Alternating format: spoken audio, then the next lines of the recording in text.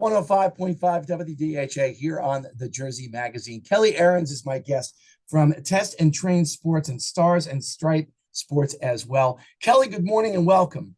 Good morning, Jim. How you doing?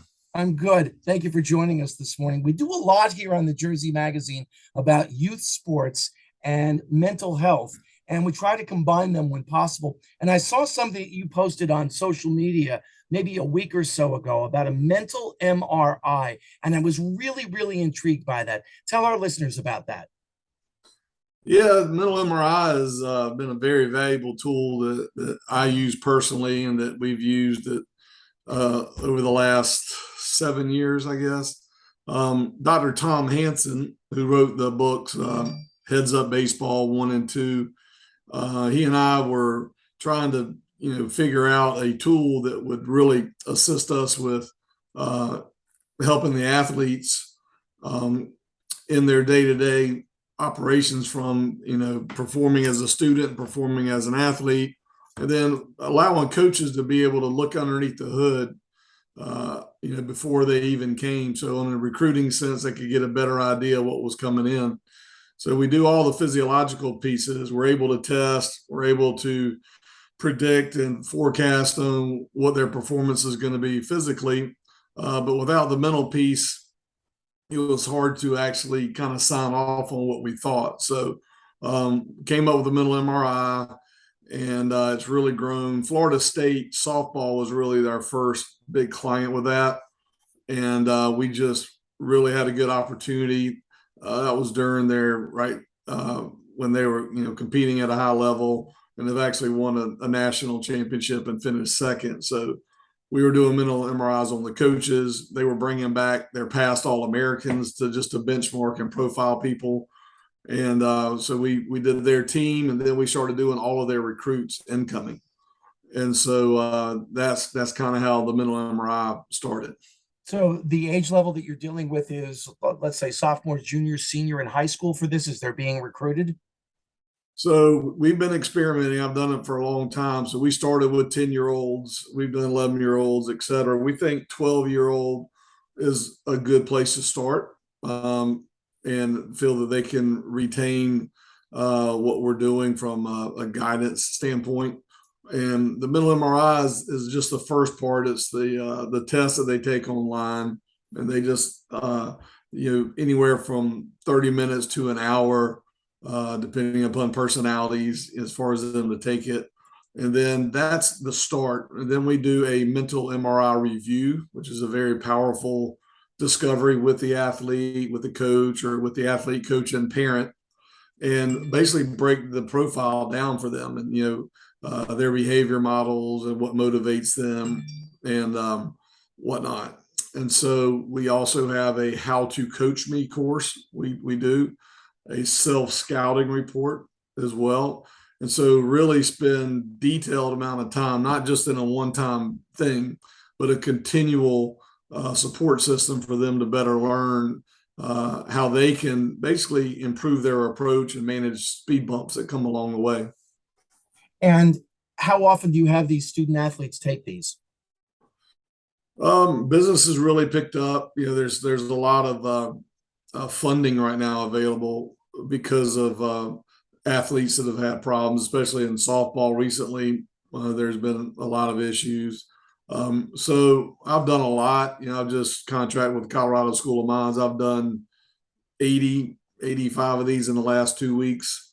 So I'm pretty busy doing the reviews and servicing the clients. We was really doing baseball, softball. Now I've done swimming and soccer and cross country, and I've had a lot of success. And just the process that we've put together works for really any athlete. We're talking with Kelly Ahrens this morning here on the Jersey Magazine at 105.5 WDHA. As a student athlete gets a little bit older and they get into that recruiting phase, and I can speak from a little experience because my son went through the recruiting process here in New Jersey in baseball. And while he did not advance to the next level, went through that night. I was thinking, where the pressure comes from. How much, Kelly, from your experience, how much pressure do you think is placed upon the student by him or herself or by the student's parents? Where do you think most of the pressure comes from? So everybody is different. through the mental MRI review, we can pretty much pull that out and figure that out. A lot of it's self-imposed, but I'm still learning daily as I do these. Doing the other sports has really impacted my ability to come in and dissect it. And environmental conditions absolutely influence behavioral styles. And so, how the athletes were brought up, what kind of household they're in, respect for authority, et cetera, all that impacts them as an individual. Where they go to and the college that they're going to mimics that. And so those environmental conditions dictate it. When you look at pressures and where they come from, you can pretty much tell when there's an overbearing parent or coach or someone in their life by the way they put pressure on themselves.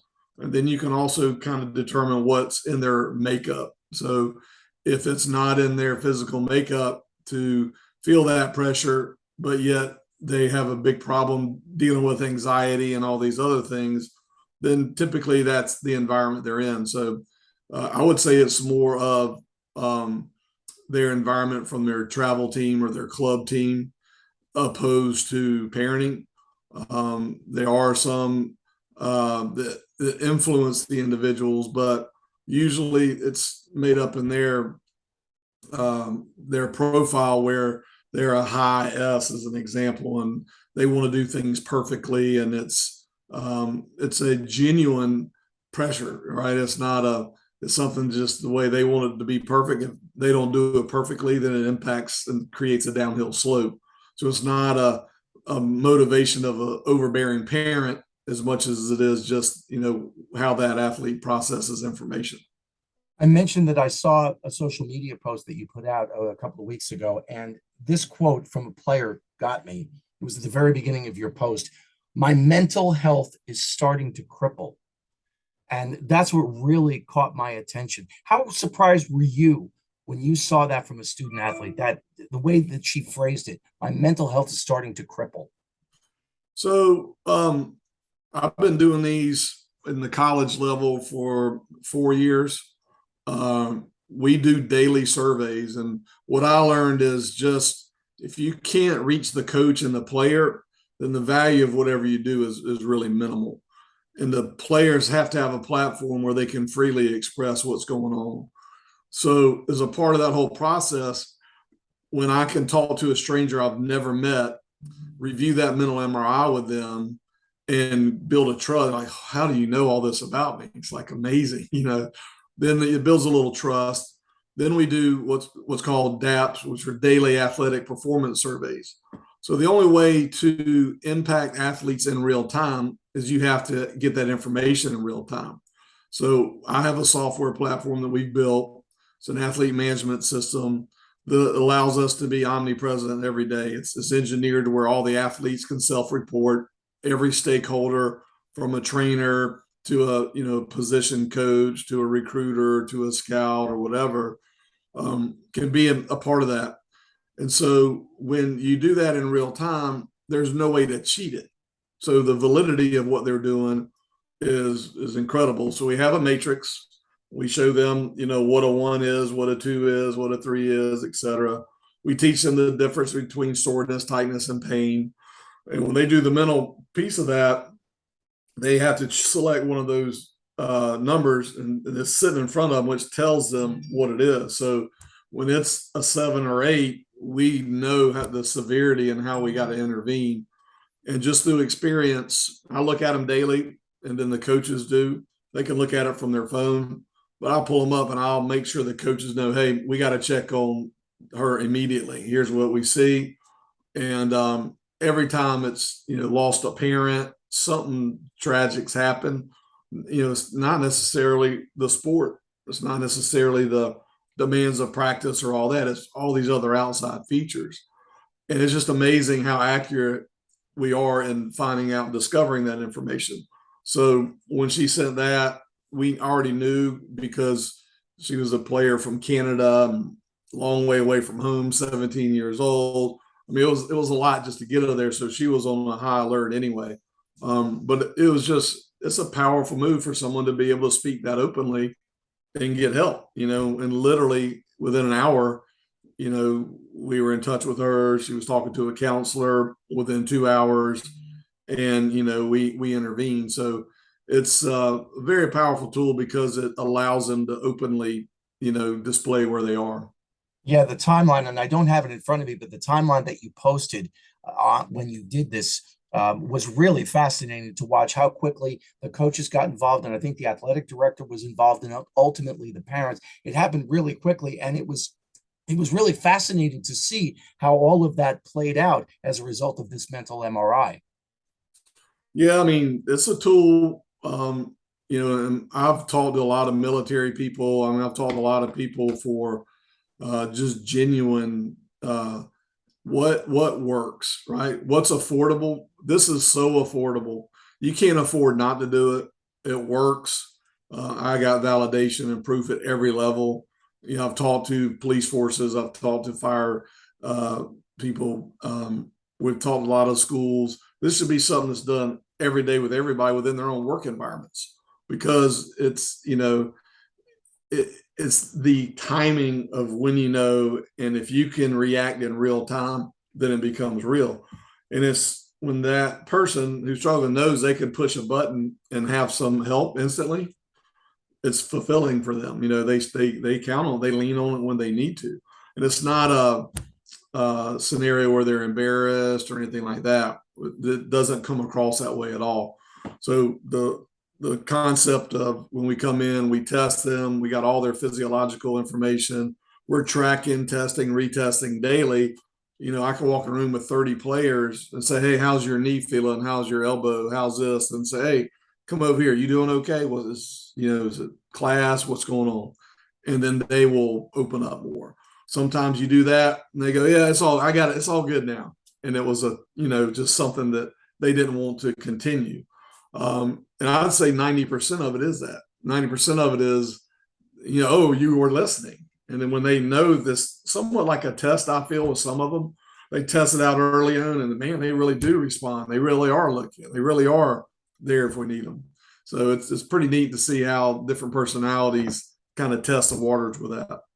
For WDHA listeners who want to know more about mental MRI, Kelly, where's the best place for them to go? We have a site, mental or own testandtrainsports.com, but we have mentalmri.com as well. Most of the stuff I do is by contract. So with schools and whatnot, I have contracts with them. Obviously, we don't share information from the public side of that. We do have samples of everything where you can kind of look and see what happens, and but in form of a deeper look or a deeper dive into it, I can do that one-on-one by just contacting me. Well, Kelly Ahrens, thank you very much for your time. This is a fascinating topic, and I hope DHA listeners take advantage of this. Thank you very much for joining us here on the DHA Jersey Magazine. Thanks, Jim. I appreciate it.